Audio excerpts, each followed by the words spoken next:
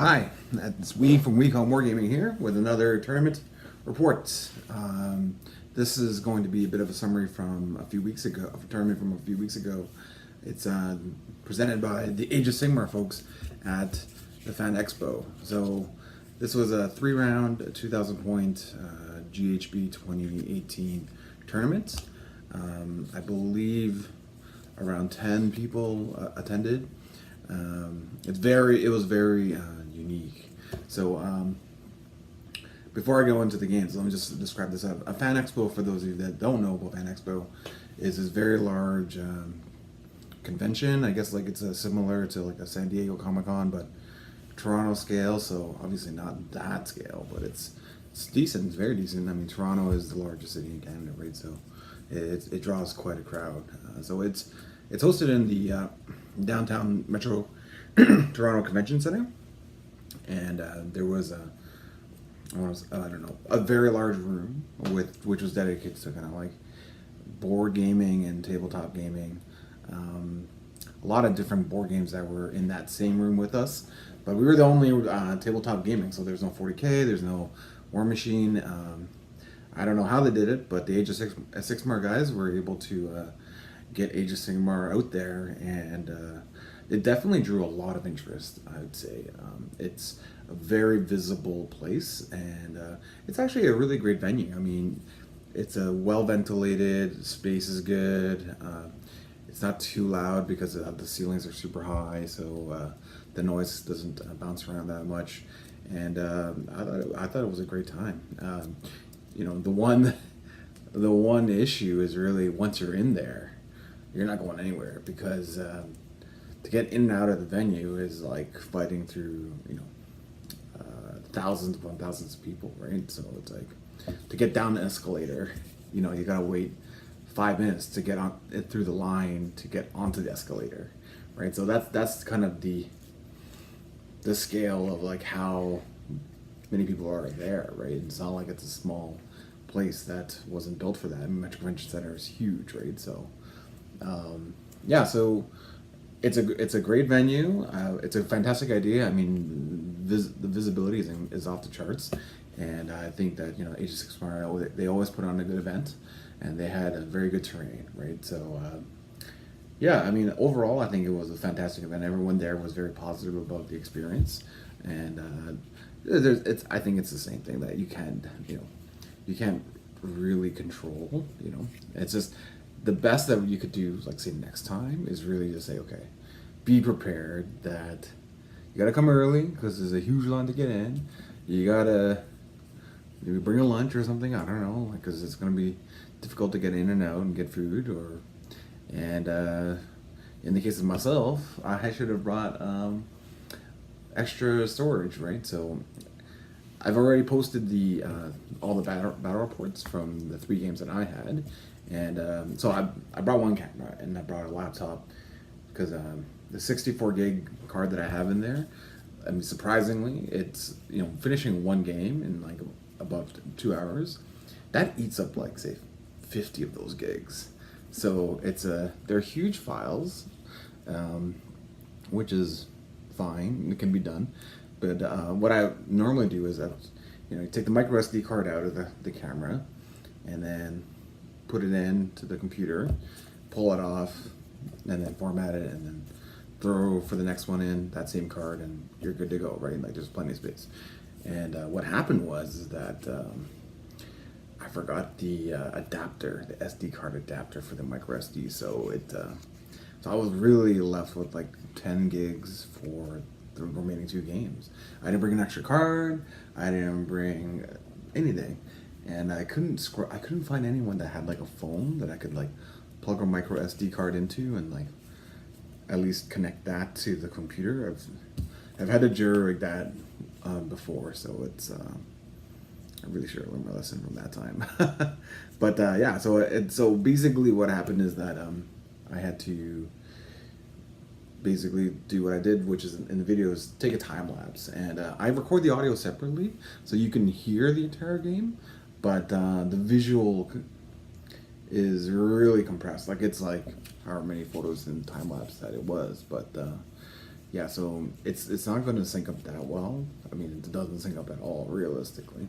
But you can hear the whole game, at least, and you can kind of see the progression, although it goes by really quick. So I thought, okay, in post, I can like just really stretch it out, and like, maybe it'll be like a super slow time lapse. But as far as on the technical end, unless I don't know what I'm doing, which is highly possible. I stretched it out basically the maximum, which is like 4 times the length. But when you're doing a time lapse, that's like, okay, 4 times the length of 2 minutes is 8 minutes, and this entire audio file is, I don't know, an hour and 45 minutes. So what happens is that basically stretch it out as maximum as possible, slowed it down as maximum as possible, so that way it doesn't turn over the photos that quickly, and then basically went on loop for the rest of the thing. So unfortunately, that's what I had to do, but hopefully that still is something of value that people will enjoy. So just to go over my games real quick. So the first game that I played was against Caleb. He was running a Spider Fang army, all spiders, and it's really unique. I mean, you'll never see a Spider Fang army like ever. I don't think anyone was expecting him to bring that. No, I mean, who brings Spider Fang guns? Really? Who throws that shoe? Really? But yeah, it was a fantastic game. I mean, it looked really bad for him in the beginning because he had this one really large unit of spiders, and so of course when you have like a 20-man unit, my triple blade claw catapults love that. And it's like, all right, sweet, just explode, and then battle shock off. But so there's those two kind of netted off against each other, and ultimately I was able to take that kind of right hand side of the table. But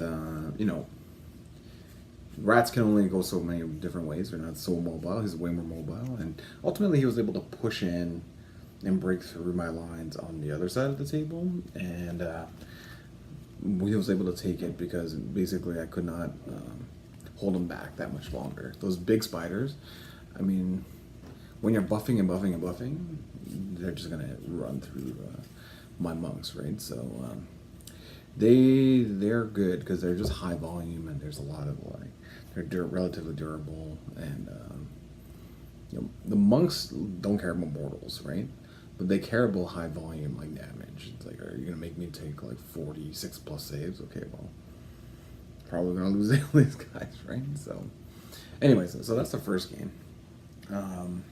The second game I played against was against Chris Sly. So he is part owner, or full owner, I'm not sure exactly, of Lords of War Lords of War games in Oakville, and he brought his very nice Megakin army. So this is like, he's got Rodriguez, he's got a Great and Clean one, he's got Puscoil, Blight Lords, or whatever they're called, and he's got Blight Kings, right? So a very quick, very choppy army. Although Puscoils, people say are not optimal, it seemed pretty good to me.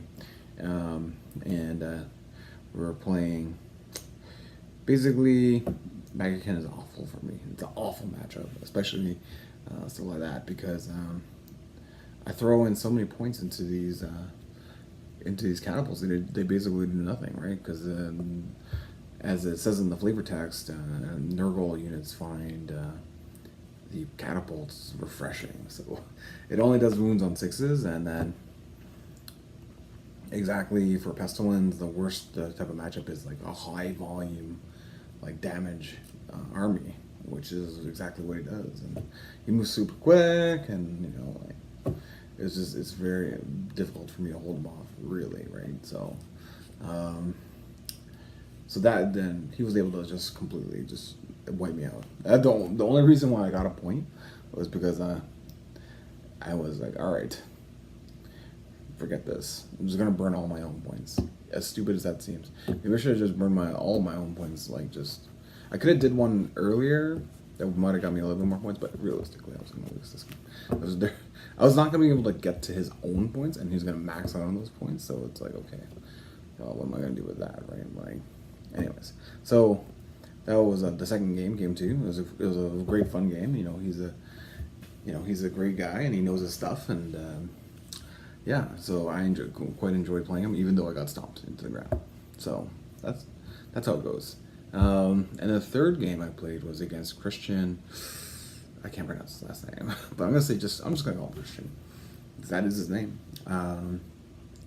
Christian was also running Mag again. Like, damn, so many Mag again. Everyone plays this damn army. But he played a totally different style of Mag again. He had 2 very large blocks of plague bearers.